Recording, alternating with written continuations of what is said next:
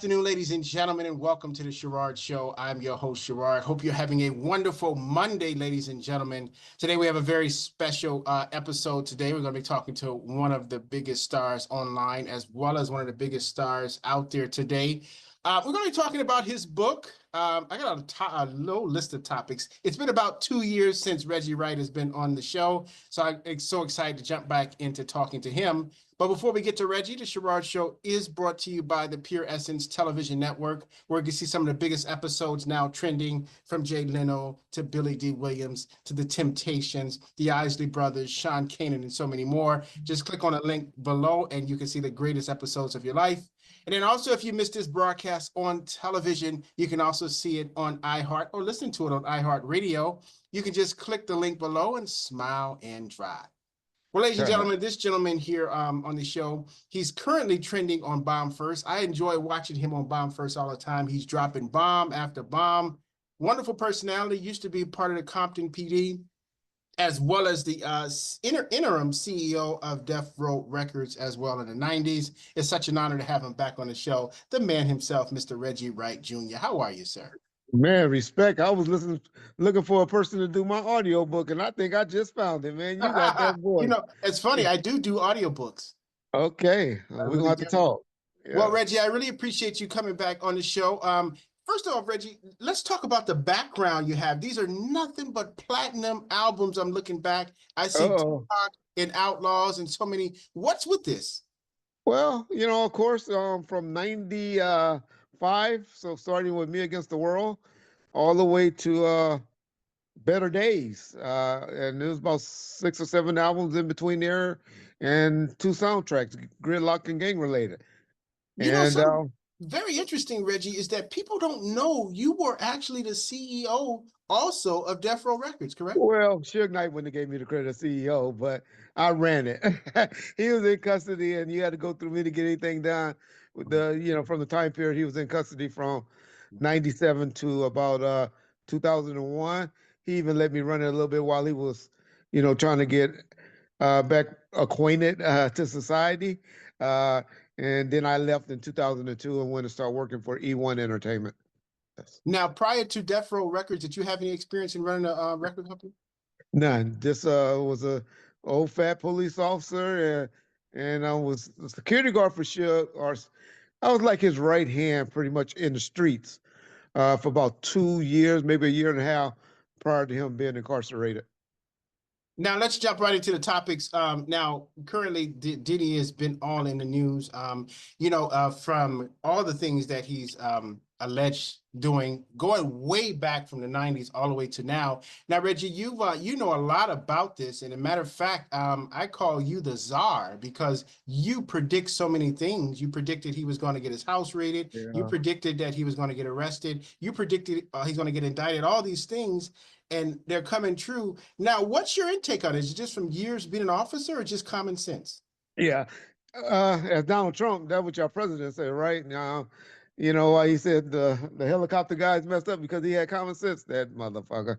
But anyway, I'll leave that alone.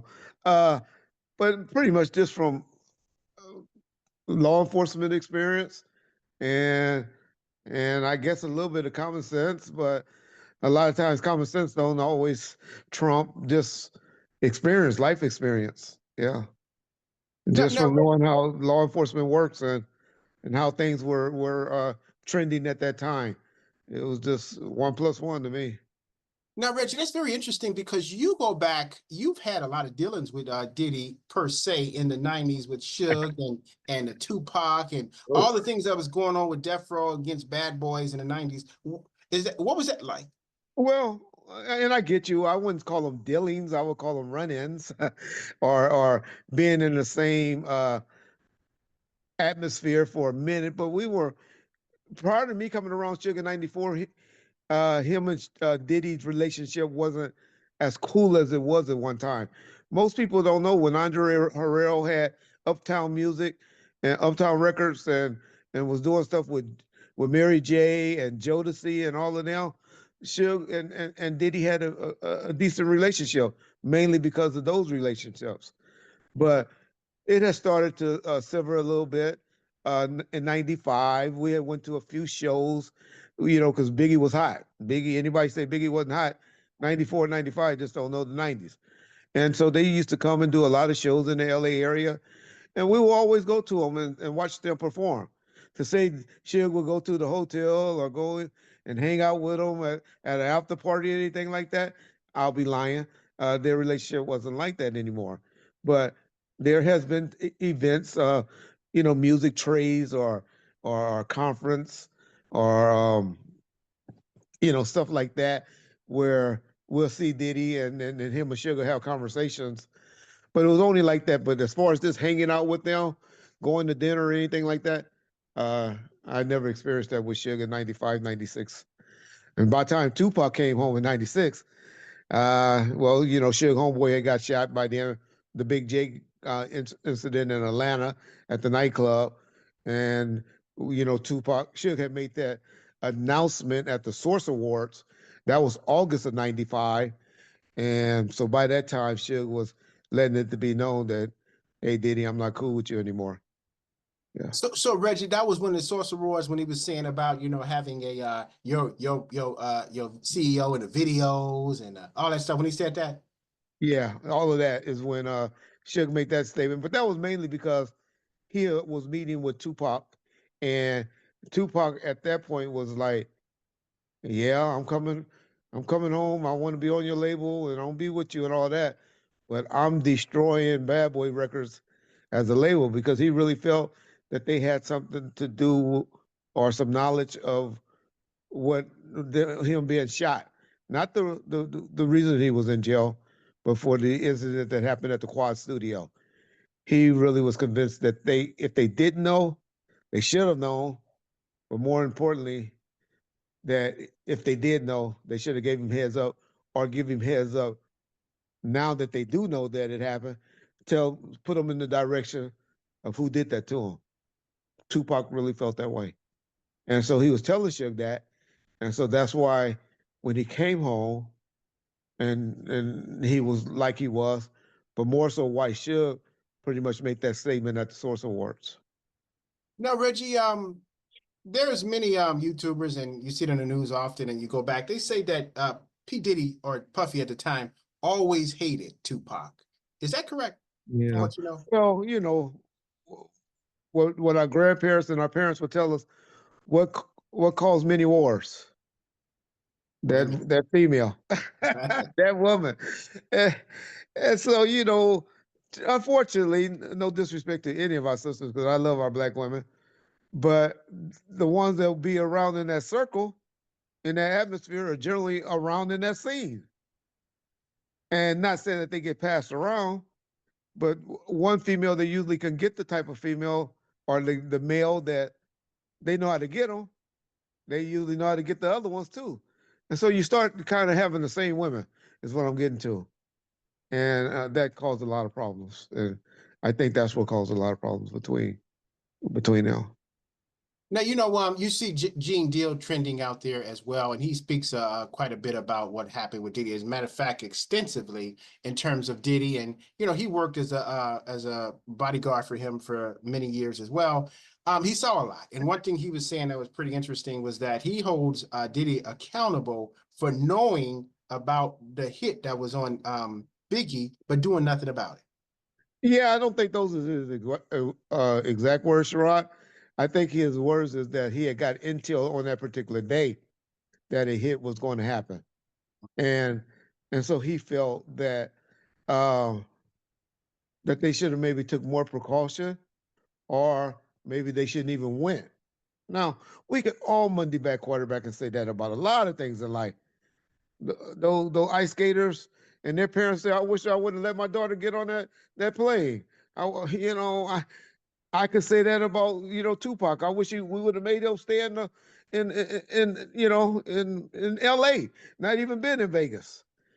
Number one, the Bible that I subscribe to, it doesn't say that. It said we all got a date, and we all was going to die on that particular date. But I'm not gonna preach the Bible here because I know that offends some people. Preach, doctor, preach. But my whole point to saying all of that is say you can't walk by fear, man. You just got to go do it. And if it's going to happen, if it's meant to happen, then you just got to go. And I think that's what Diddy and them was saying. So to say that they wasn't supposed to go out and promote their album and be seen because that was a way of promotion, by them being out in LA, being at a vibe party and all of that. That's all it was for. You can't tell artists and people not to do that. That's like me telling you, Sherrod, don't go outside. Don't go outside your studio, man. don't don't go outside. And you'd be like, why? Why? I mean, and then you go outside and something happened to you. I told you not to go outside. Well, you didn't tell me why I shouldn't go outside. You just told me don't go outside. Very good, very good. Well, for those who are just tuning in, we're speaking to the man himself, Mr. Reggie Wright Jr. on the Sherrard Show. On my choice of topics, we really appreciate that. We will be taking your questions. I see you're lining up. We will be taking your questions as well a bit later. Jay-Z, let's jump on another topic here, Reggie, with Jay-Z. Now, a lot of people think that there's a target on Jay-Z now, as well as with Diddy, with all the various allegations coming out with him. Do you subscribe to that, Reggie, or do you just feel like Uh, these are just random allegations? Let me say this. 30-year-old men and under in the 90s, not all, but a lot, were having relationships with underage girls. We weren't as educated to know that, hey, that's not wrong. I unfortunately never had. I was always attracted to older women for some reason. But I'm not saying, I'm not trying to put a halo over Reggie Whitehead or anything like that. That just wasn't my cup of tea. But I have seen that happen where a 23-year-old guy was with a 16, 17-year-old girl. It happened in the 90s. Wasn't right, but it's something we all had to learn. Oprah Winfrey and Dr. Phil and all of them taught us that, hey, shit like that wasn't right, right? Okay. The victim that's coming out against Jay-Z, I don't believe at all. I'm not up here. I'm not a Jay-Z apologist or anything like that, but I believe that Jay-Z on the situation on this one is being falsely accused. She No, has too many inconsistencies. You break down all of her inconsistencies she has. I don't know, your father not gonna remember it. You, the person who she talked about with the tattoo on his arm doesn't remember. Said he wasn't. It's proven that he wasn't even in the state. She's accusing J Lo. They got pictures up there where J Lo was at two different parties that particular night. She just has too many. The gate, the house that she described, they don't show one a house, nothing like that, nowhere within an hour, 2 hours in New York. I think we got a bad victim on this one.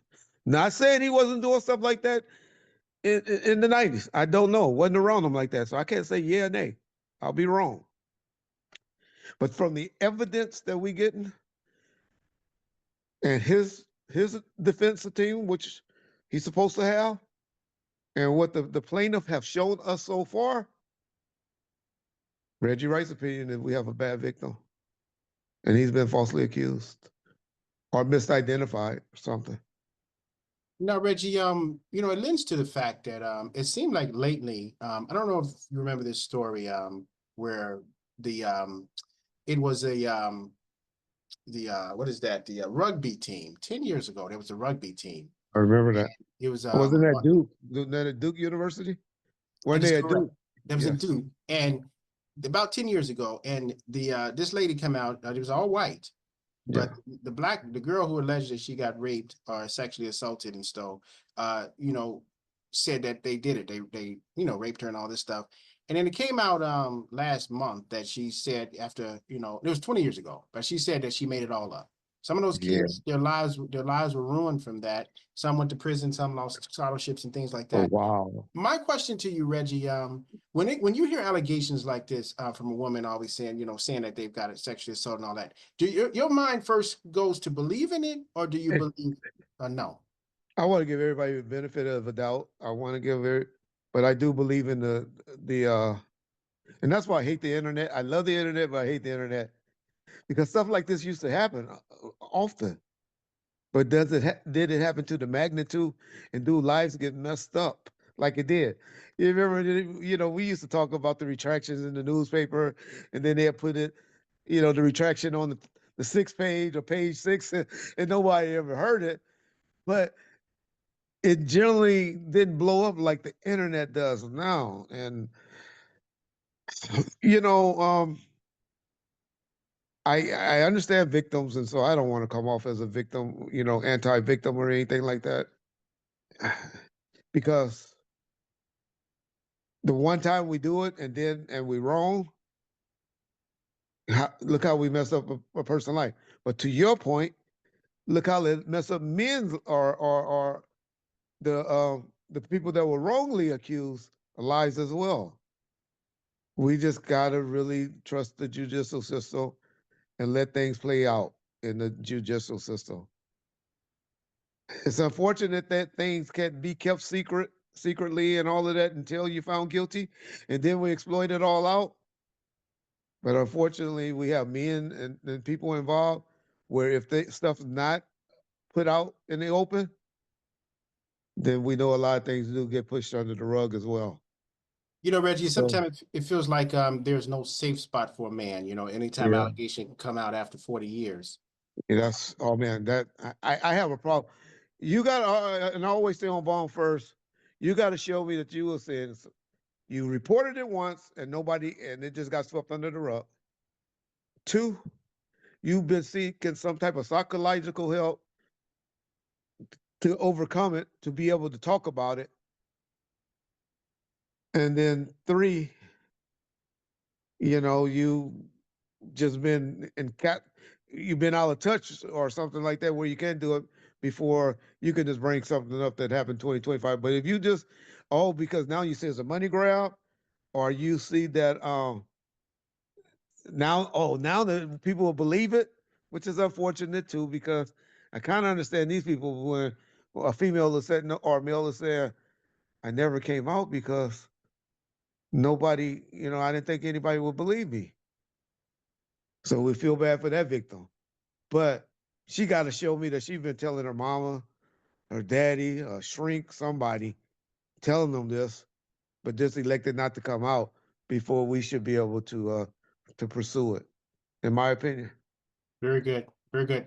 Well, ladies and gentlemen, we're going to take a quick commercial break, catch our breath. When we come back, we're going to talk about Keefe D. And then also we're going to talk about the Lakers. People may not know, or you probably do know, Reggie Wright is one of the biggest Lakers fans. And Yeah, I'd biggest like to Lakers. get his take on a few things as well. I'm That's right. Sherard. We'll be right back right after this. Not only is he a comedian, but he's an actor. He's a big-time actor. I got my new hot sauce going on. I did a TED Talk. Very few people know that you are absolutely hilarious. Now, is that a side that you wanted to show later in life, or most people knew it, just not? I think the funniest stuff is real life. The audience can sense when a comedian is making something wrong. She said she absolutely loves season 6 of Cobra Kai. Her question is, will there be a season 7?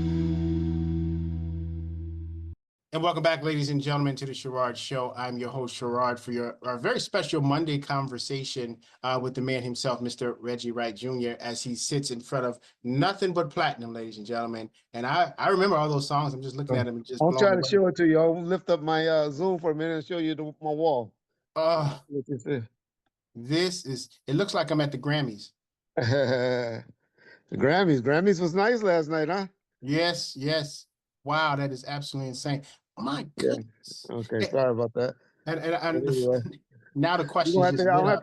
you're gonna have to come over one day and take some pictures with it, me and you. I'm coming. I'm coming. You best All believe I right. am coming. You best believe. Now, Reggie, let's talk about Keefe D now. For the longest, there's so much being said about Keefe D, where allegedly, he's the man he's one of the last ones living that was in a vehicle that shot at Tupac and murdered in 1996. But also he wrote a book and he went on a tour talking about what happened that night, and it led to him being indicted and currently on trial. Now, what are your thoughts on that? Because I know you all knew each other in the past. You grew up. What's the story? Actually, I didn't really. I knew of him, heard of him because He was the man a little bit in the drug games in the mid-90s when I was working in law enforcement. So I knew of him that way. Didn't have any personal interactions with him.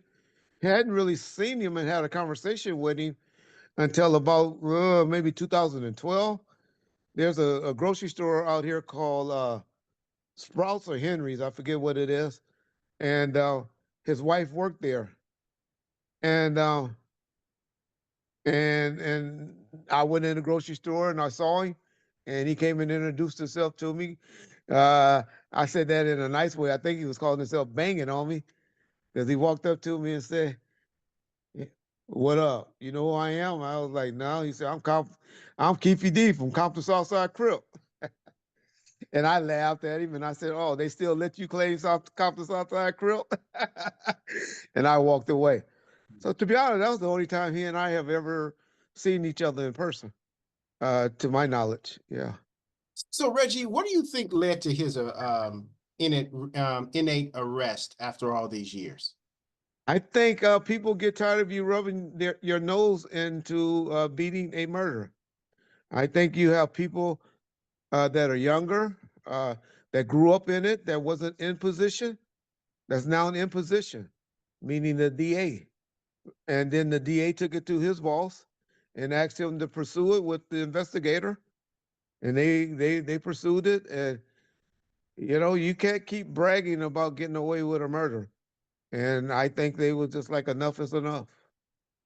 So what do you think it stands, Reggie? Do you believe with and I'm talking to the czar now, you know, in the NBA on NBC, they used to call Mike Fratello he used to call him the czar of a telestrator. You remember Marv Albert used to call Mike Fratello the czar. So I'm calling you the czar. So Reggie, what are your thoughts in terms of the trial? Do you think they have enough evidence to get him after some almost 30 years?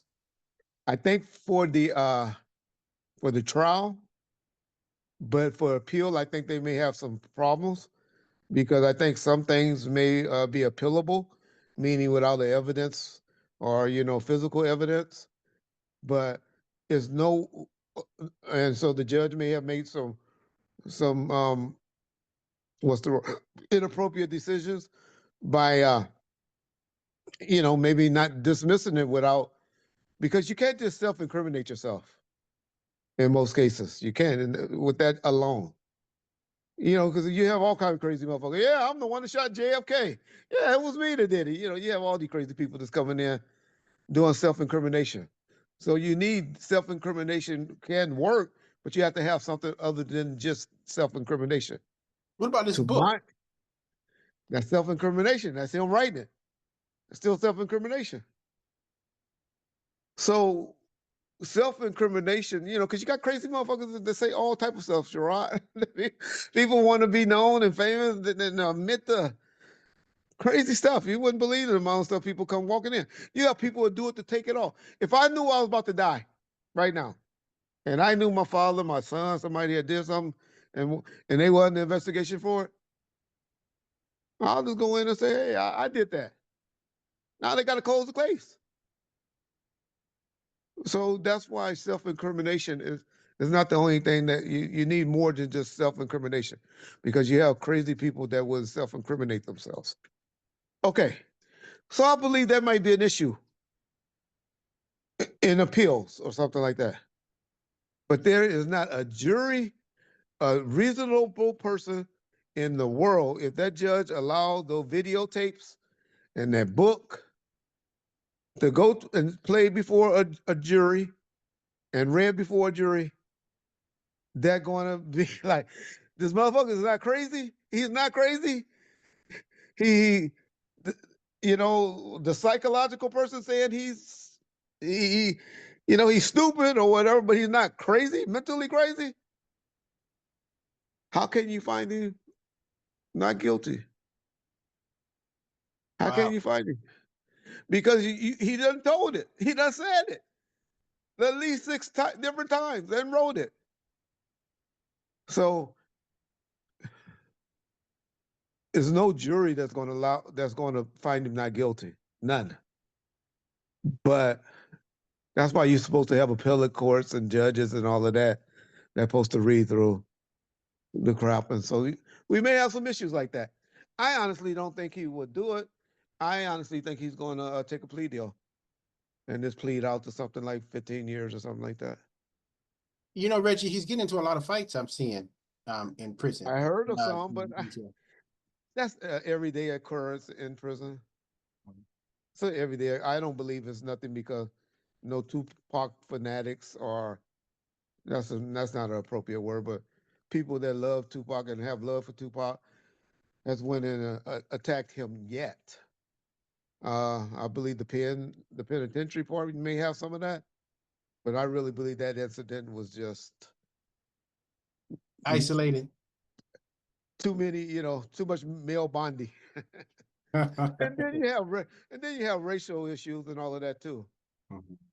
Very So good. Very good. We yeah. appreciate that. Let's move on to your book. Now, you sent me a text and I saw that book. I said, I got to get this in my hands. Reggie, you didn't even tell me you were coming out with a book, and then blam, here it is. Look at your monitor, ladies and gentlemen. Now, Reggie, tell me about your book. This is going to be a bestseller. When did it come out first? It came out just February the 1st, so I guess that was Saturday it came out. So only Uh 2 days old. 2 days old. So And now tell so me about the book.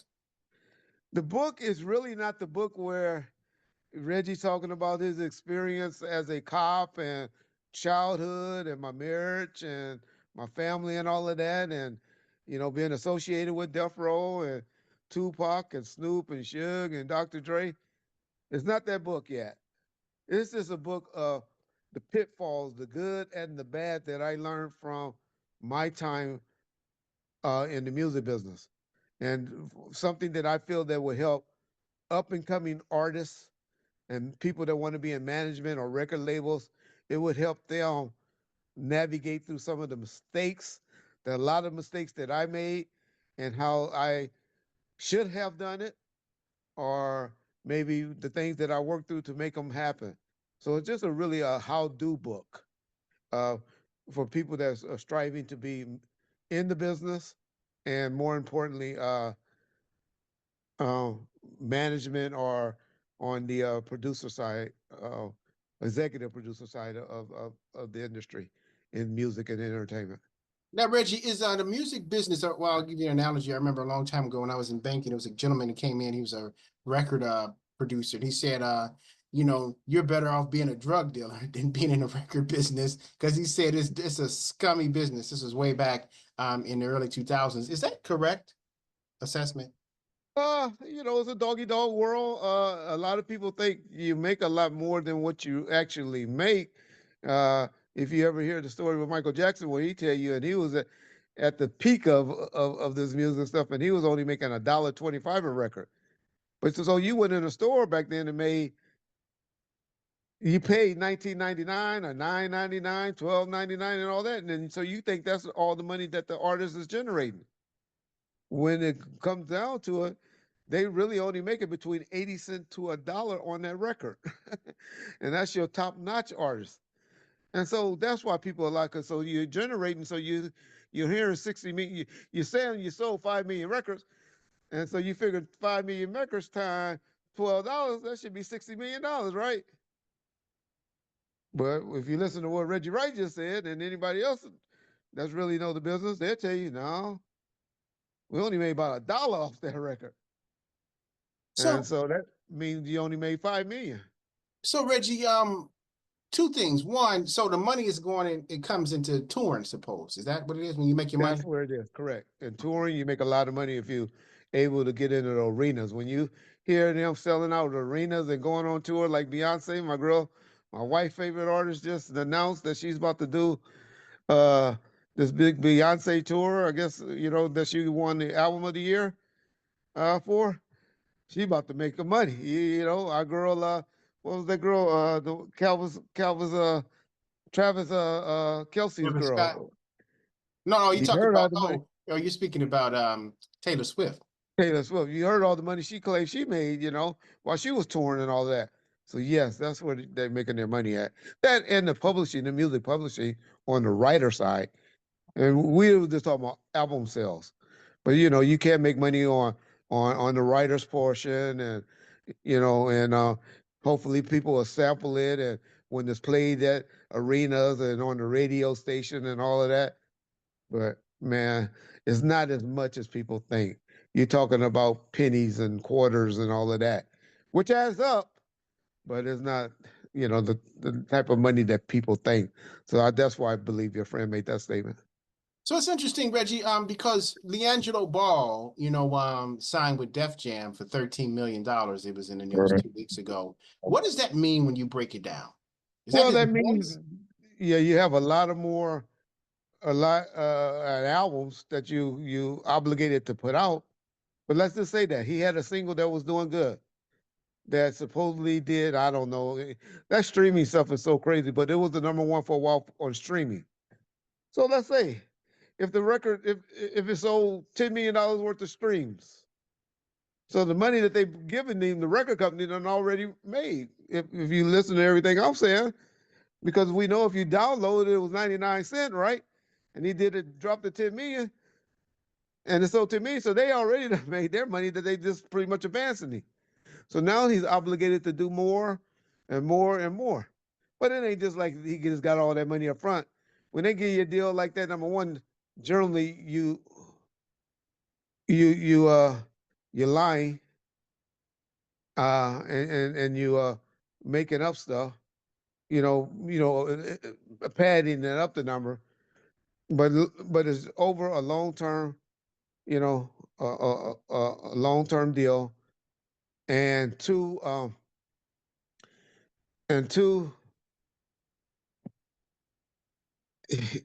is for the to do things. So I gave you that much money, so now there's going to be video costs that's going to have to come out of there, production costs to pay the producers that's going to come out of there, and all that. So it's not like he just got that particular money, and then they're going to give him money to go and create the albums and all of that. It's generally that's what your budget. This is how much we're going to spend on you to bring us some hits like that. Very good, very good. Okay, gotcha. Now, Reggie, are you still in the record business, or are you done with it altogether? No, I have some connections where right now I have a couple of executives that reached out to me to say, hey, you got any guys out there that got a great IG following that's getting hundreds of thousands of IG hits, and people's following them. Because executives that got lazy, so now they just want to find people that's already out there that got stuff buzzing, just like D'Angelo did on his own. He had that song, put it out, and it got buzzing, and now they ready to sign you. They give you a deal now because you don't went out there, made it popular. IG, I tell people, anybody that's trying to get into business, the best thing to do is to build your IG up and only to put out one song. The problem is everybody love every song that they do, and so then we all have an opinion, and so you only get 10,000 hits on this one, 20,000 hits on this one. You just want that one song to get that one hit, and that's what you want to go and show. Hey, I got 300,000 people that love this song, and I did this on my own. Just think if you would have helped me, if with your backing, how many hits it would have got. Very It could good. have been like they're not like us. Very good. Well, our last topic for this evening is speaking about the Lakers. On Saturday, all of our phones blew up. Well, this was actually Yeah. Friday. It blew up because this was one of the most monumentous trades in NBA history. Luka Doncic being traded from the Dallas Mavericks to the Los Angeles Lakers, and Anthony Davis going to the Mavs. Did this initially shock you when you saw it, Reggie, like it shocked everybody else? It shocked me, number one, because nobody heard about it. Nobody thought Anthony Davis was on the trading blocks.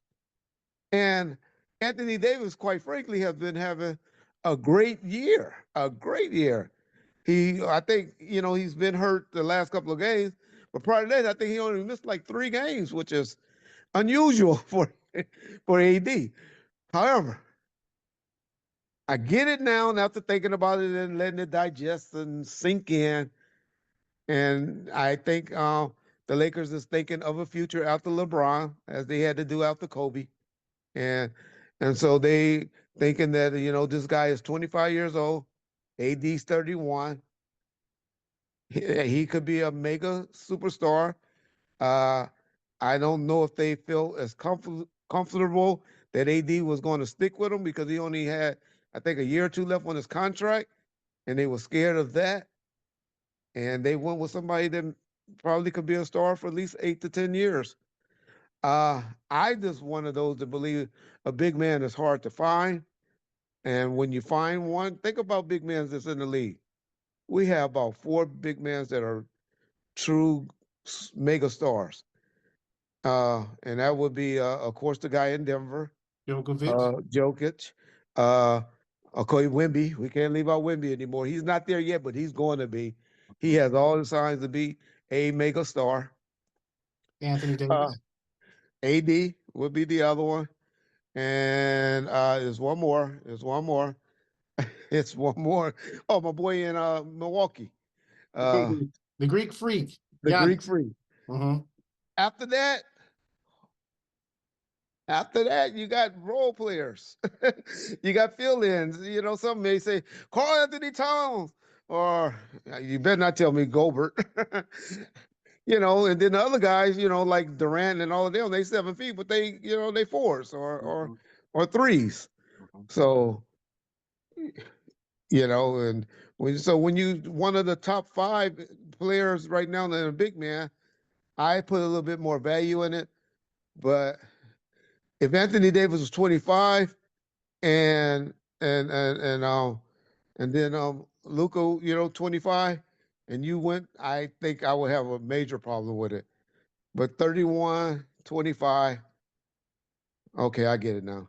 So what do you feel about the Mavs? Do you think they're going to compete and possibly go back to the finals with the I trade think now? they still one player away, still. And OKC, man, they are They're on fire. OKC. Y'all come talk to me in June. Go put all your money down on. Oh, my dog is getting mad. He want to go outside. Mhm. He want but go put your money down on OKC and Boston, Mhm. or What about the maybe Cavaliers? I just don't see them. Mhm. Mhm. I just, I think Boston gonna get themselves right, get their act right, and but OKC is the team this year. Very good. Reggie, we thank you so much for taking a moment to be on the Sherrard Show and take Man, it's to always a answer these pleasure, great. Sherrod. And You're a we really, great man. I love your aura. You always pick my call and do whatever I need, you know, whatever I ask of you, and you're a good man. hey man, Appreciate you having me on your show. Reggie, anytime. It's an honor, man. I've been a fan of yours well before you've been on the show. Now, Reggie, go ahead and talk about Bomb First real quick. Bomb First every day at 9 o'clock a.m. Pacific Standard Time. You will get an opinion, if nothing else, on some things that's going on daily, and you're definitely gonna get some Diddy and Keefe D update stories. You And know, you said something very interesting, Reggie, on there. You said, you know, you talk about Diddy and Jay-Z and all this stuff because people want to hear it, but you'd rather talk about the Lakers all day. yeah, exactly. Yeah, I'd rather talk sports. If I can get a talk sports channel going, that's what I'd rather do in life. I think we got to do that, Reggie, because that's all I do. I'm from Chicago. I just love talking sports all Yeah, day, all night. That's just my exactly. thing. Speaking of that, who are you picking for the Super Bowl this weekend? Super Bowl. I'm going for history, I think, but I wouldn't be mad if Philly win it. But wouldn't it be good to get well, I ain't gonna say it, but I'm gonna say it, a black quarterback that won 3 in a row? Be the Very first. good. It'd be great.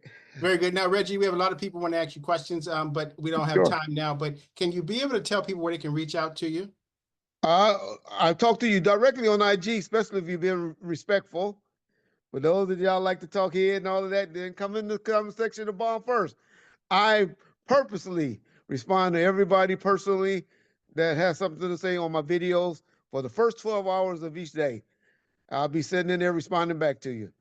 And but mainly if you just got something to say, want some advice, want to talk, want to have a friend like my aura, then hit me up on IG. You got a great aura yourself, Reggie. Really appreciate that. And we appreciate definitely all the things he's sharing to us and with us. And make sure you stay tuned on the next episode of the Sherrard Show. We have a Busta Rhymes is going to be stopping by the show as well Oh, great. as Jim Jones. You don't want to miss that. And then also we have the iconic Mr. Billy D. Williams. He has a new book Oh, out. He wow. wants to share his book as well. Make sure you purchase Reggie's book. It's right there online as well. Please. And Reggie, I want an autographed copy of it. So we'll talk about that off. Man, We'll talk about that off. well, I done gave you an invitation to come out, and so we can hang out. We can take the wives out to lunch or something. I'm coming. I'm coming. You're guaranteed. Guaranteed we'll take plenty of pictures as well. Make sure you subscribe to the Sherrard Show and the Pure Essence Television Network right there on the link on your monitor as well. And until the next time, ladies and gentlemen, always remember the best way to get back on your feet is to miss 3 car payments. I'm Sherrard. See you next time. Bye now.